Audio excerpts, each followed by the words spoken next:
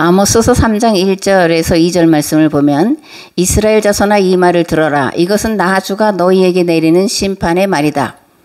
이집트 땅에서 데리고 올라온 모든 족속에게 내가 선언한다. 나는 이 땅의 모든 족속들 가운데서 오직 너희만을 선택하였으나 너희가 이 모든 악을 저질렀으니 내가 너희를 처벌하겠다라고 말씀합니다.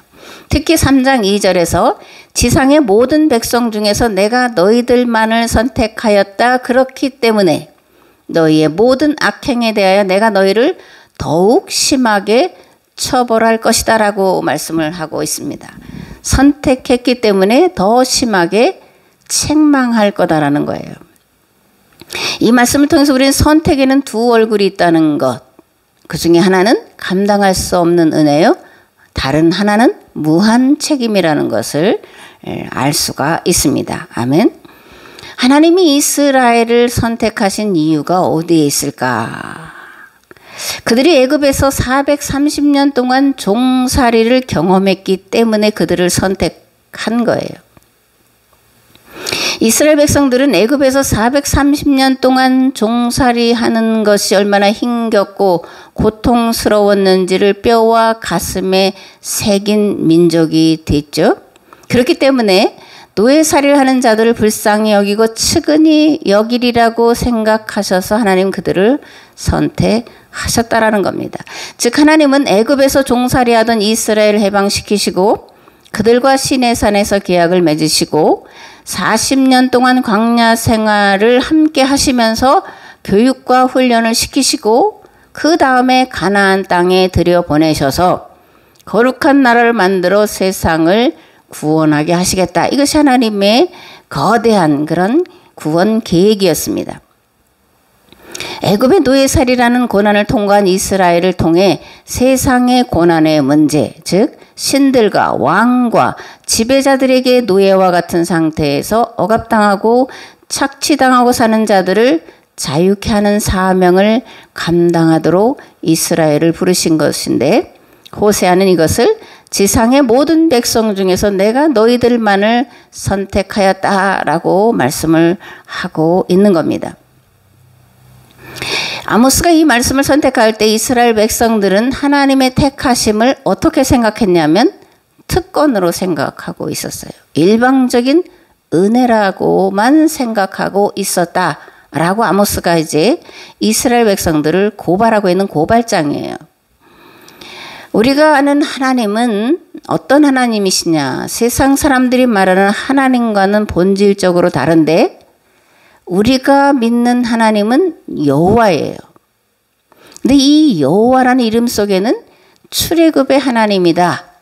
하비르의 하나님이다. 라는 의미가 들어가 있습니다. 그래서 예언자들이 말씀을 선포할 때 그 말씀의 출발점을 어디에 놓고 있냐면 출애굽의 하나님에 놓고 있다라는 거예요. 그러니까 이스라엘의 정체성, 이스라엘의 자리, 이스라엘이 돌아가야 될 곳은 출애굽이라는 겁니다. 출애굽에서 노예살이 하던 자였다라고 하는 것이 그들이 돌아가서 마땅히 지켜야 되고 그리고 감당해야 될 그런 자리라고 이제 말하고 있는 겁니다. 출애굽기 20장에 보면 나는 너를 애굽 땅 종되었던 집에서 인도하여 낸 네 하나님 여호와다 이렇게 말씀합니다.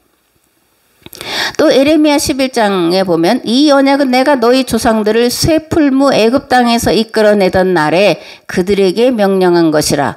곧 내가 이르기를 너희는 내 목소리를 순종하고 나의 모든 명령을 따라 행하라. 그리하면 너희는 내 백성이 되겠고 나는 너희의 하나님이 되리라. 이렇게 에레미야도 선포를 하고 있는 것을 볼 수가 있습니다.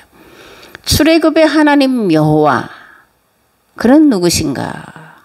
우리가 잘 알지만 반복을 하는 건 반복을 해야 그 다음에 내 말로 설명까지 할 수 있기 때문에 그렇고 이게 정리가 되기 때문에 그렇습니다. 출애굽의 하나님 여호와는 세상 모든 사람들이 침략과 약탈의 악순환 속에서 살아가는 것을 불쌍히 여기시고 그것을 해결하기 위해서 한 사람을 부르시고 그를 통해 한 민족을 만드시고 그들을 고난과 환난을 통해 연달하시고 그들에게 그 문제를 해결하도록 계약을 맺으시고 그 일을 행하게 하시는 하나님이라는 뜻입니다.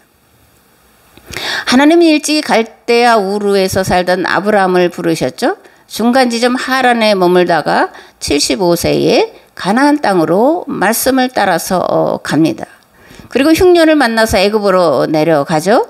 애굽에 내려갔을 때 사라가 바로에게 수치를 당합니다. 그런데 그 대가로 애굽에 많은 부를 얻어 나오게 하셔요. 이게 이제 창세기의 이제 그런 내용이죠. 마찬가지로 야곱의 자손들이 애굽에 내려가서 430년 동안 살면서 애굽의 총리가 야곱이었을 때는 사실 풍년의 때를 이들이 살아간 거죠. 그죠? 자유하기도 하지만 자신 있게 요셉이 우리 뭐 동생이야. 뭐 이런 식으로 하면서 특별 대우를 받으며 세월을 지나는데 요셉이 죽은 다음에 요셉을 알지 못하는 새로운 왕조가 시작이 되고 그때부터 이제 길고 긴 흉년의 때를 당하게 됩니다. 그렇게 됐을 때에 이제 가나안 땅으로 돌아가라고 모세를 통해서 하나님이 그들을 이끌어내시는데 빈손으로 나가도록 하지 아니하시고 애굽의 모든 금은 보화를 얻어 나오게 하셨어요. 이런 걸 볼 때 아브라함의 여정과 그리고 이 야곱의 후손들의 여정이 그 맥을 같이 하는 것을 이제 볼 수가 있습니다. 또 지상의 모든 백성 중에서 이스라엘만 선택했기 때문에 악행에 대해 더욱 심하게 처벌할 것이라는 말씀 가운데에는 이스라엘은 신앙 공동체라는 것과 계약 공동체라는 것이 전제되어 있다는 것을 우리가 알아야 됩니다.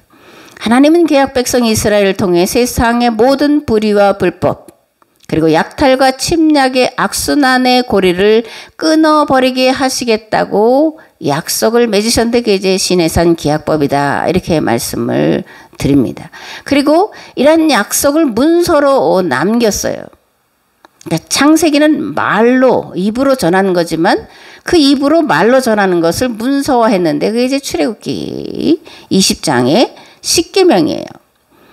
10계명 중에 1에서 4계명을 보통 하나님께 대한 거다 이렇게 생각하지만 사실은 하나님께 대한 것이 아니라 애굽의 종살이에서 벗어나는 길이 어떤 길인지 세상의 모든 사람들 노예와 같은 그런 삶에서 벗어나게 하는 길이 무엇인지를 분명하게 문서로 남겨놓은 것이 특별히 출애굽기 20장 1절에서 11절 말씀인데 그 중에서도 첫 번째에서 네 번째 계명인 것을 우리가 알 수 있습니다. 하나님이 이 모든 말씀으로 말씀하여 이르시되 나는 너를 애굽 땅 종되었던 집에서 인도하여 낸 네 하나님 여호와니라.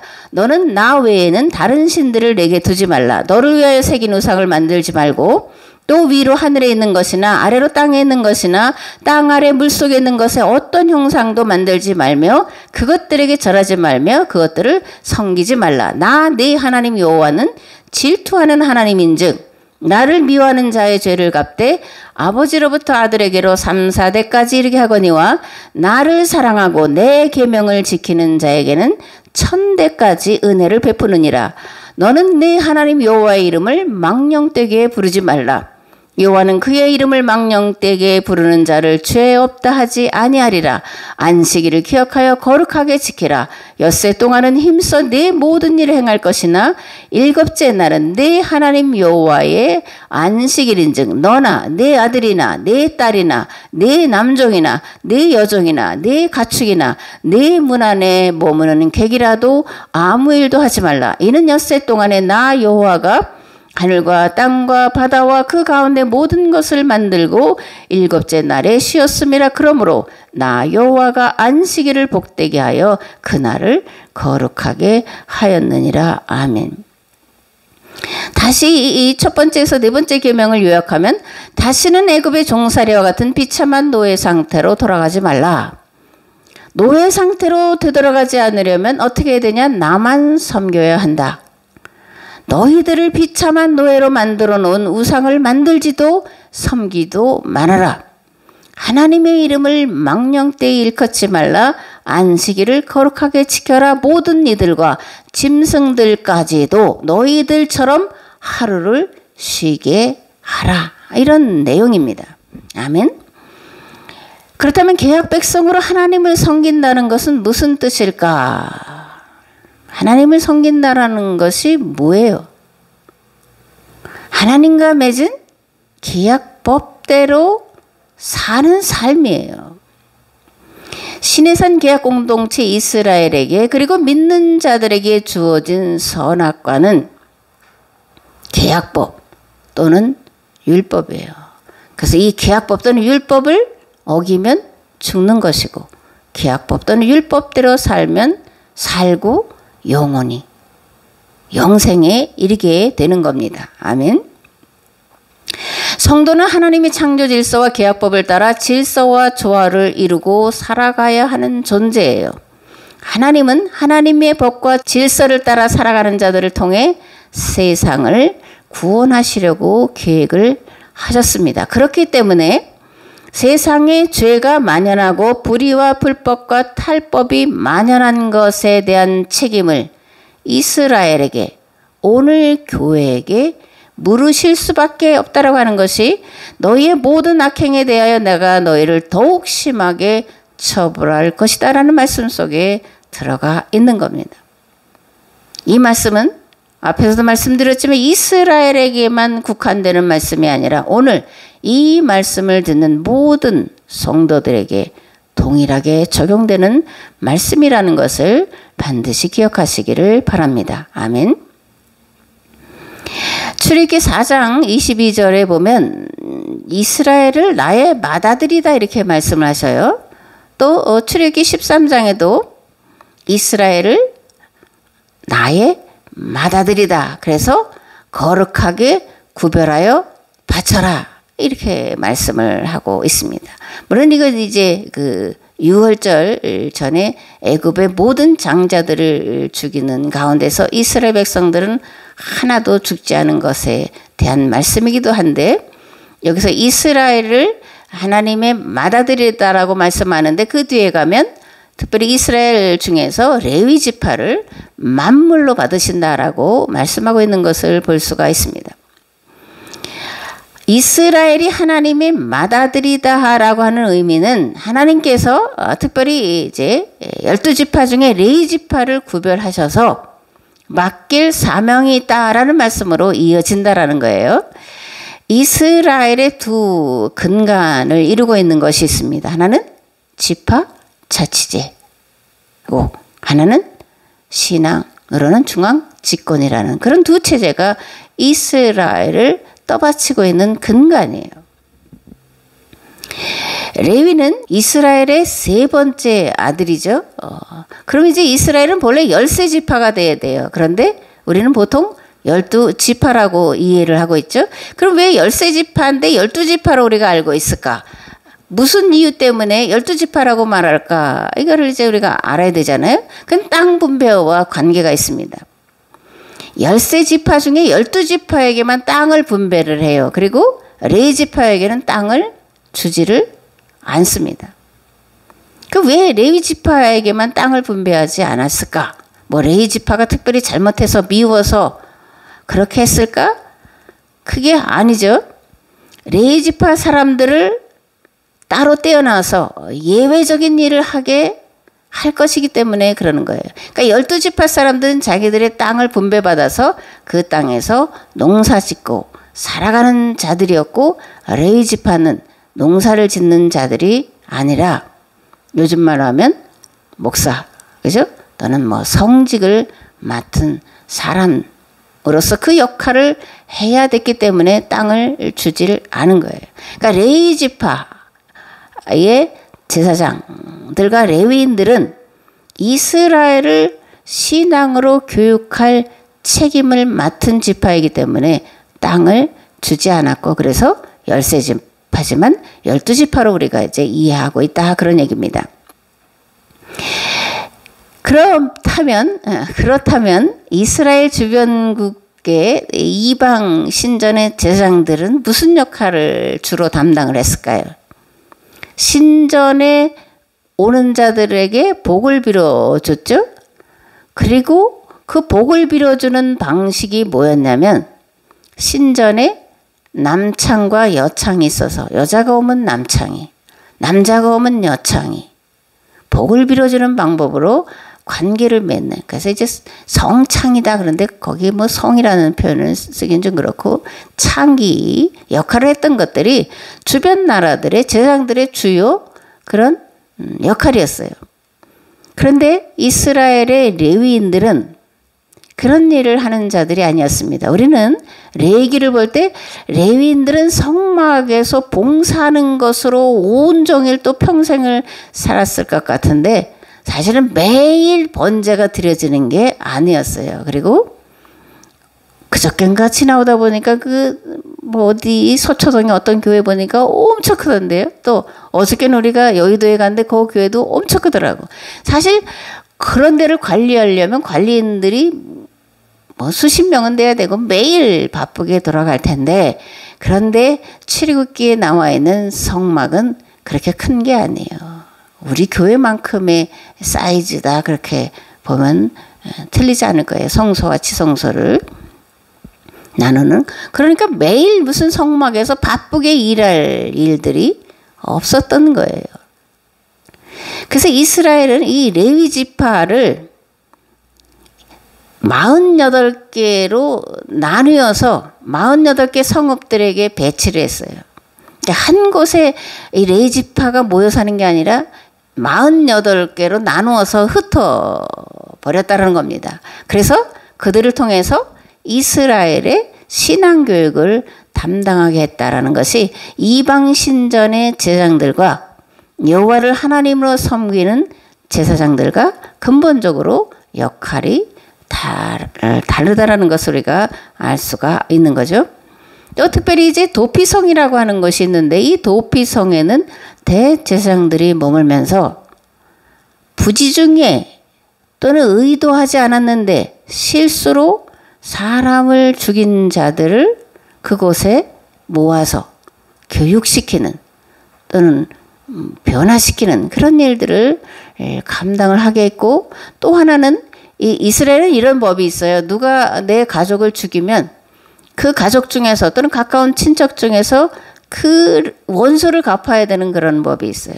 그러니까 부지중에 죽인 자를 또 다른 사람이 그거는 의도적으로 죽여야 되는 이런 것이 있어서 이 도피성은 부지중에 죽인 자, 실수로 죽인 자를 보호하려는 목적도 물론 있지만 그 부지중에 죽인 자를 죽이려고 하는 그런 가족들을 보호하려는 목적에서 이제 이 도피성을 구별해 놨고 그 도피성엔 대제사장이 있었다라는 겁니다. 그래서 이스라엘 백성들을 보호하고 또 특별히 말씀으로 가르치고 그리고 변화시키는 일들을 감당한 것이 레위인이고 특별히 레위인 중에 아론의 자손 제사장들의 중요한 역할이었던 것을 알 수가 있습니다. 민수기 3장 1절에서 13절 그리고 45절 말씀을 봉독을 하겠습니다. 주님께서 시내산에서 모세에게 말씀하시던 때에 아론과 모세에게 아들들이 있었다.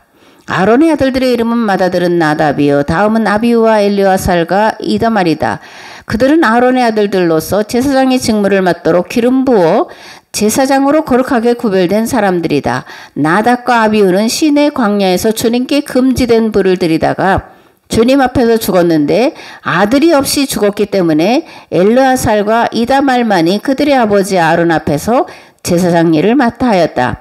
주님께서 모세에게 말씀하셨다. 너는 레위 지파를 불러내어 그들을 제사장 아론 밑에 두고 그를 돕게 하여라. 레위 지파 사람은 성막에서 봉사하는 사람들로서 아론과 온 회중이 회막 앞에서 제사를 드릴 때에 그 일을 돌볼 사람들이다. 그들은 성막에서 봉사하는 사람들로서 회막 안에 있는 모든 기구를 보살피고 이스라엘 자손이 해야 할 일을 돌봐야 한다. 너는 레위 사람을 아론과 그 아들들에게 맡겨라. 그들은 이스라엘 자손 가운데서 뽑혀 아론에게 아주 맡겨진 사람들이다. 너는 아론과 그의 아들들을 제사장으로 임명하여 그 직무를 맡아보게 하여라. 다른 사람이 성소에 가까이 하였다가는 죽을 것이다. 주님께서 모세에게 말씀하셨다. 나는 이스라엘 자손 가운데서 레위 사람을 택하여 처음 태어나는 모든 맏아들 곧 이스라엘 자손 가운데서 태를 열고 나오는 사람을 대신하게 하였다. 레위 사람은 나의 것이다. 처음 난 것은 모두 나의 것이기 때문이다. 내가 이집트 땅에서 첫 번째로 난 모든 것을 칠 때에 사람이든지 짐승이든지 이스라엘에서 처음 난 것은 모두 거룩하게 구별하여 나의 것으로 삼았다. 나는 주다. 45절 말씀입니다. 이스라엘 자손 중 모든 처음 태어난 자 대신에 레위인을 취하고 또 그들의 가축 대신에 레위인의 가축을 취하라. 레위인은 내 것이라 나는 여호와니라. 아멘. 앞에서 말씀드린 쭉 그런 내용인데 레위인은 내 것이다. 또 이스라엘은 나의 맏아들이다. 이런 말씀을 이제 말씀드린 것을 이제 본문을 통해서 다시 한번 말씀을 드렸습니다. 레위인들의 가장 중요한 역할은 48개의 도성으로 흩어져서 신앙을 지도하고 가르치는 교사의 역할을 하는 것이었습니다. 오늘 말씀에 보면 그저 성전에서 성막에서 그런 일들을 하는 것으로 이렇게 기록되어 있지만 그거는 기록되어 있는 문자대로 보는 것이고 이 말씀 속에 들어가 있는 의미를 찾아서 설명하고 하는 것이 이제 설교인데 그 의미는 레위인들은 이스라엘 백성들을 신앙으로 가르치는 교육자였다라는 겁니다. 그러면 아론의 후손 중에서 제사장들은 무슨 역할을 했을까? 아론의 후손 제사장들은 레위인을 가르쳤어요. 그리고 레위인들은 백성들을 가르쳤습니다.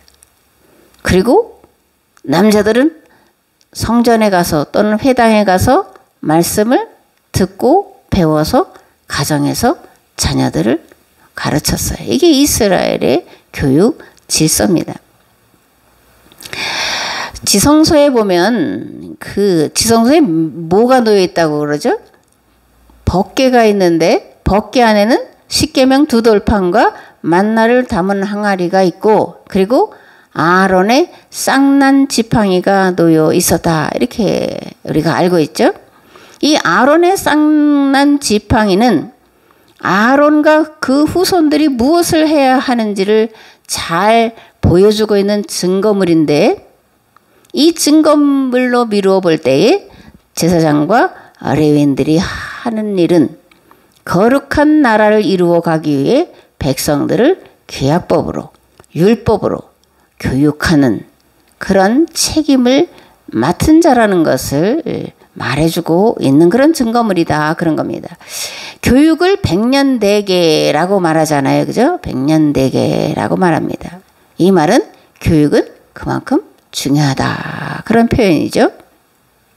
근데 이스라엘의 역사를 보면 교육은 백년대계가 아니라 그 나라를 지탱해가고 이끌어가는 가장 중요한 거다라는 것을 알 수가 있어요. 그러니까 100년뿐만이 아니라 그 나라의 모든 역사를 이끌어가는 것이 교육이다라는 것을 특별히 이스라엘을 통해서 우리가 배울 수 있고 알 수가 있다라는 겁니다. 이런 것으로 미루어 볼 때 성경은 무지를 뭐라고 말하냐면 죄라고 말해요. 그리고 무지는 나라가 망하는 지름길이다 라고도 말합니다. 하나님을 알지 못하면 성경을 바로 알지 못하면 역사를 바로 알지 못하면 그것은 용서받을 수 없는 죄라는 거예요. 나라가 망하는 지름길이다 그런 겁니다.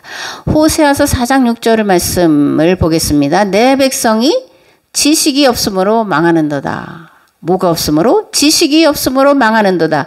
네가 지식을 버렸으니 나도 너를 버려 내 제사장이 되지 못하게 할 것이요 네가 네 하나님의 율법을 잊었으니 나도 네 자녀들을 잊어버리리라. 아멘. 내 백성이 하나님을 아는 지식이 없어서 내 백성이 율법을 잊어서 나도 내 자식들을 버릴 것이고 내 자식들을 잊어버릴 거다 이렇게 말씀을 하고 있는 거예요.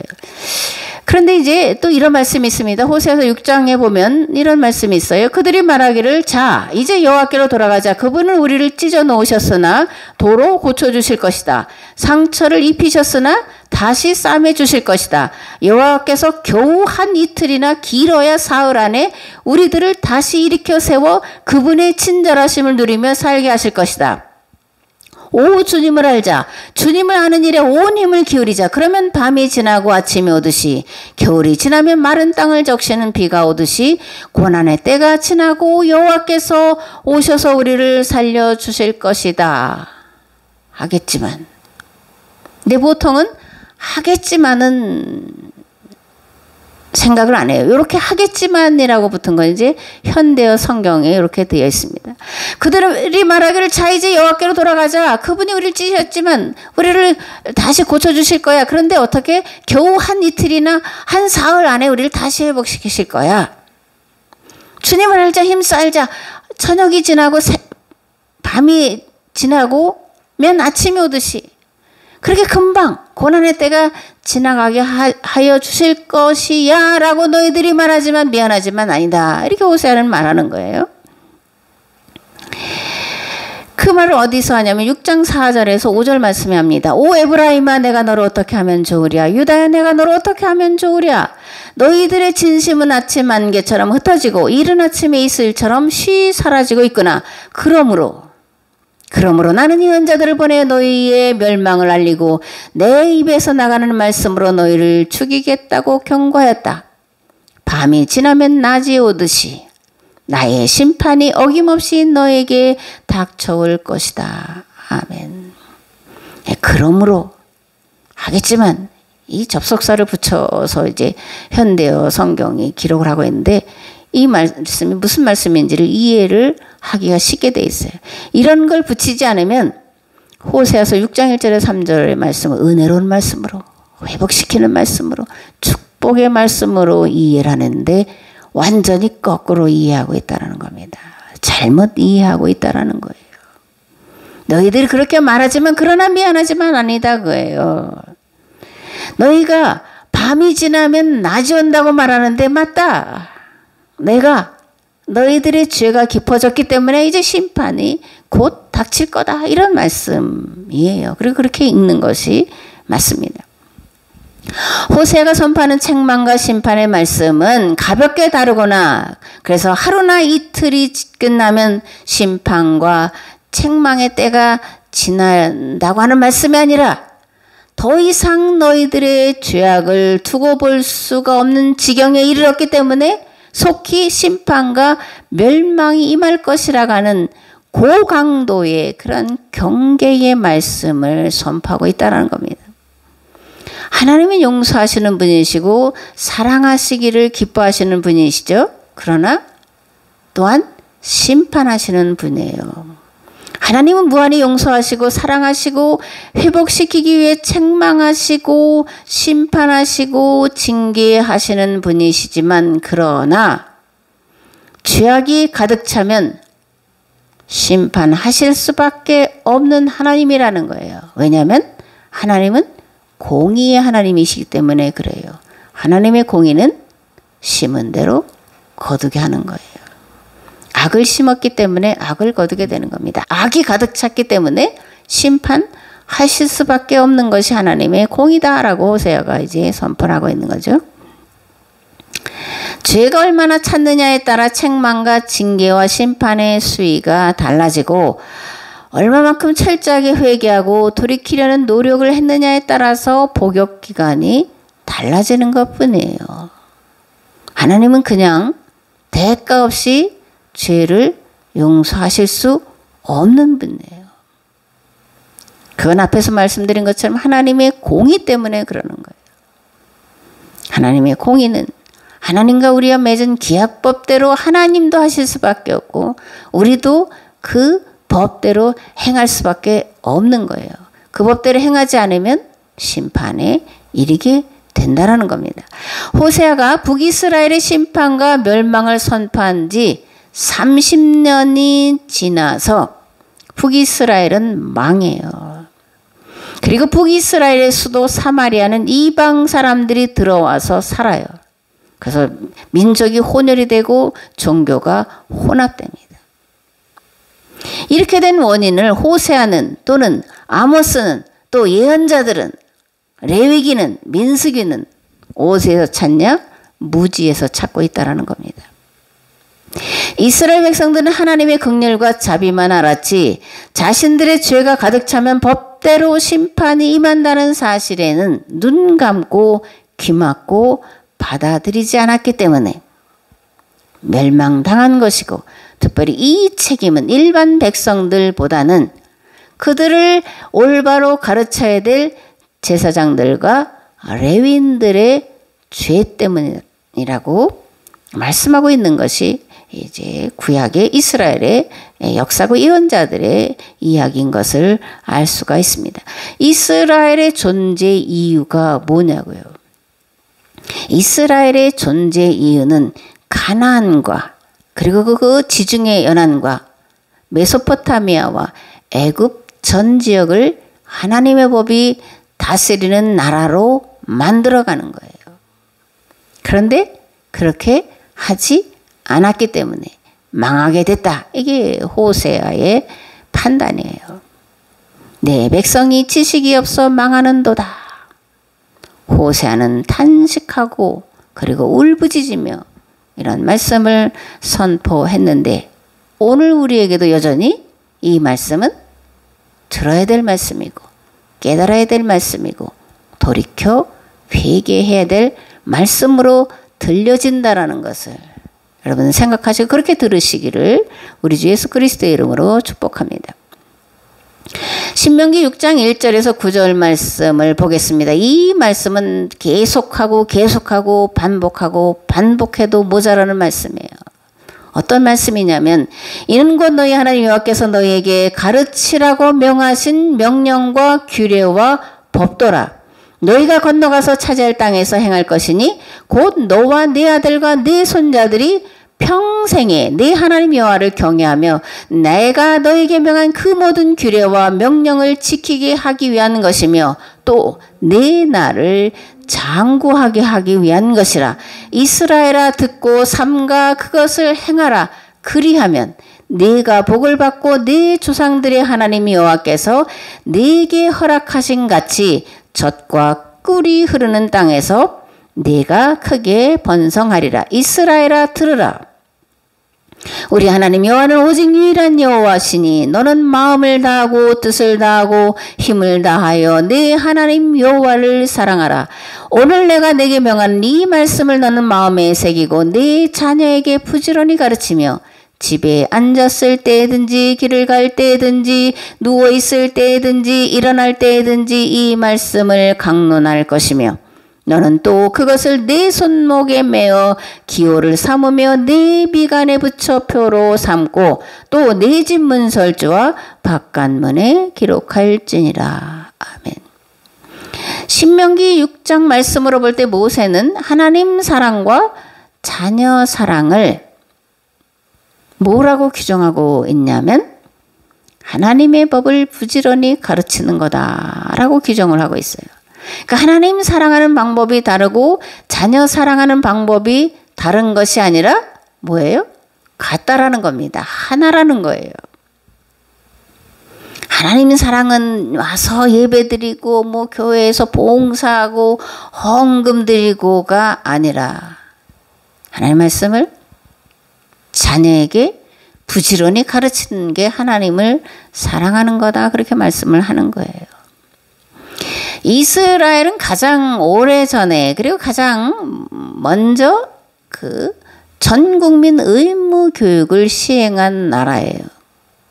그게 뭐냐면 계속 제가 말씀드린 대로 레위인들에게 그리고 아론의 후손 제사장들에게 레위인들을 가르치고 레위인들은 백성들을 흩어져서 가르치라는 말씀 속에 들어가 있는 겁니다.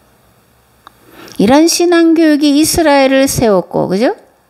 2000년 동안 나라가 없이 떠돌아다녔어도 그 나라를, 그 땅을 다시 찾고 물론 우리 입장에서 볼 때는 예수님을 그리스도로 주로 받아들이지 않는 것 때문에 그들에 대한 반감이 있는 건 맞지만, 그러나 그들은 물론 바뀌어져야 될 거지만 유대교 율법을, 유대교 신앙을 철저하게 고수하고 있는 것을 오늘까지 우리가 보고 있는 거죠. 그죠?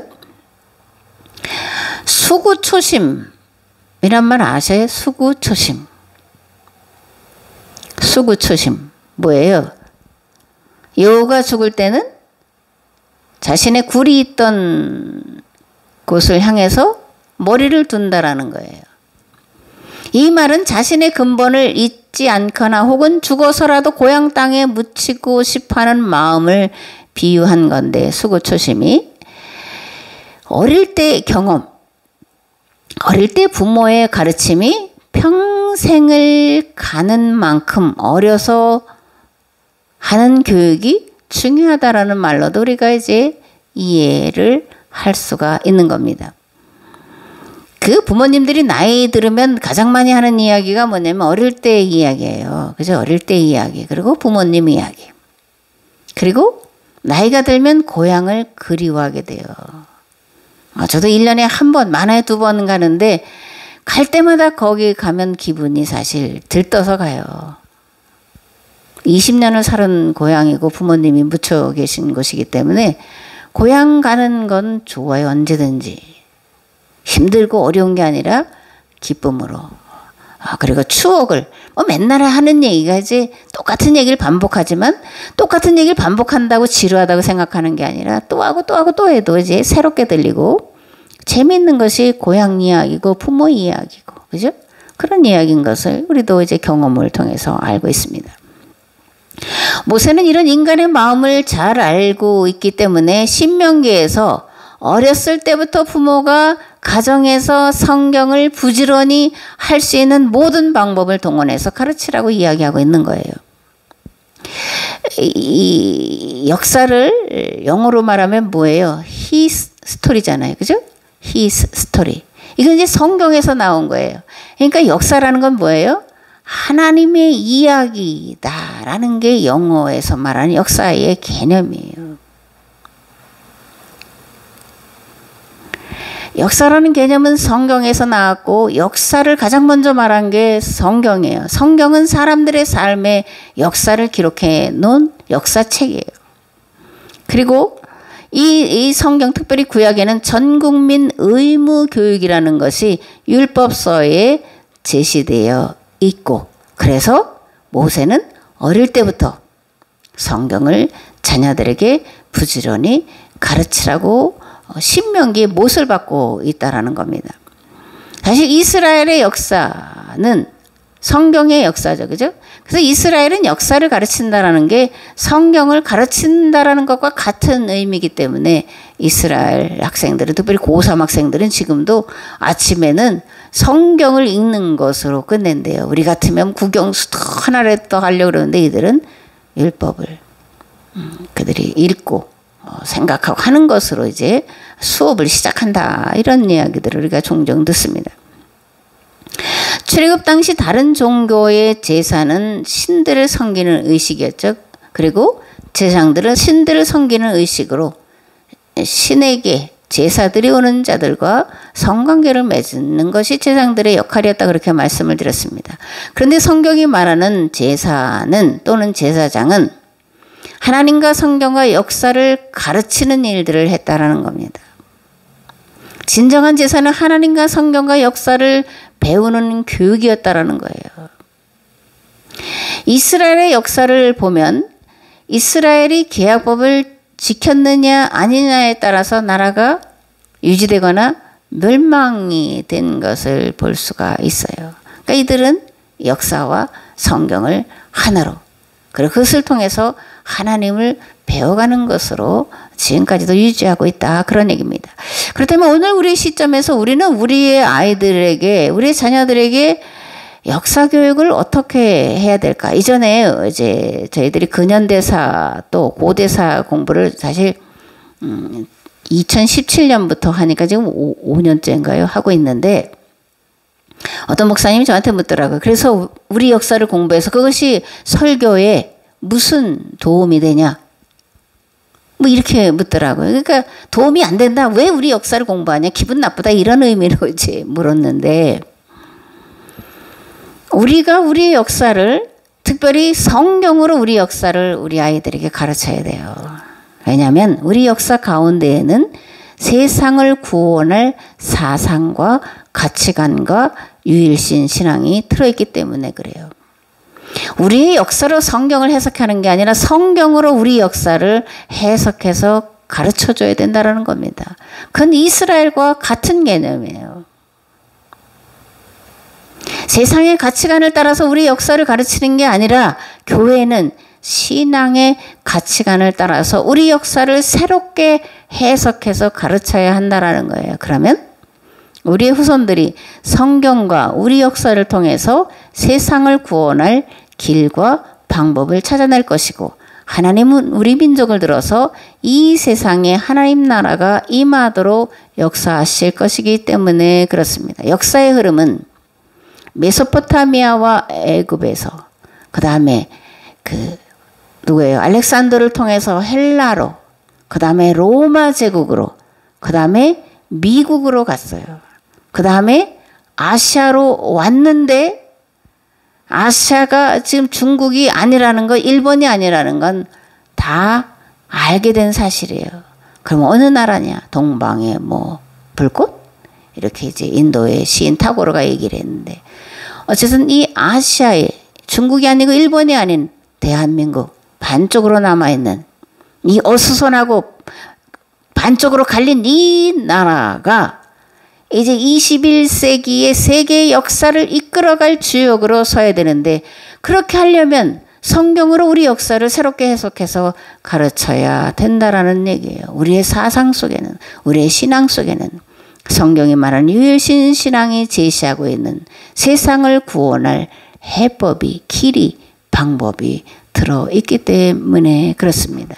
예배는 하나님을, 성경을, 역사를 바로 이해하는 거예요. 특별히 대한민국 사람으로서 성경을 통해서 우리의 역사를 바로 이해하게 될 때 여러분들 가슴이 뭉클해지고 웅대해지고, 할 일이 이렇게 많은 거구나를 생각해서 주어진 자리에서 더 열심히 일하고, 그것만이 아니라 세계를 바라보는 시각이 뜨이고 관심이 세계로 향하고 그 세계를 살릴 일들을 여러분들이 찾아내게 되리라, 그렇게 생각하고 저는 여러분들이 그런 역할을 감당하기를 진심으로 바라요. 하나님께서 여러분들에게 함께 하셔서 세상을 살릴 하나님의 신실하고 충성된 도구로 세워지시기를 우리 주 예수 그리스도의 이름으로 축복합니다. 아멘. 이제는 길과 진리와 생명 되신 예수 그리스도의 은혜와 아버지 하나님의 무한하시고 극진하신 사랑하심과 성령님의 감화 감동 교통 역사하심이 11조를 드리며 선교 예물을 드리며 이제 세상을 향하여 마음과 뜻을 넓히고 어떻게 하면 말씀으로 우리의 역사로 우리의 사상으로 세상을 구원할까를 고민하며 돌아가는 삶의 자리 위에 이 교회 위에 이 나라와 이 민족 위에 이제부터 영원토록 함께 하옵시기를 간절히 축원하옵나이다. 아멘. 아멘.